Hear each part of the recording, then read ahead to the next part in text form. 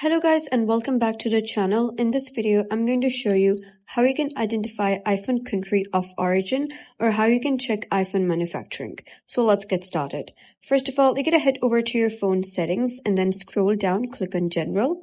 Over here, you're going to click on about and you'll be able to see model name, and just beneath it, you'll be able to see model number. So your concern is with these two letters, that is LL before the slash. It can be different for every model. So you're going to read the one that is on your device, that is the two letters right before the slash.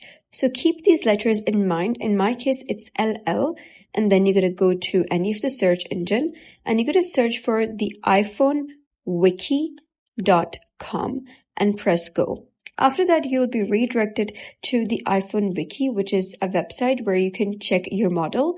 You're going to go to the search bar over here and you're going to type in model regions. After that, you'll be able to see a table like this. You're going to search for those letters that your model contained.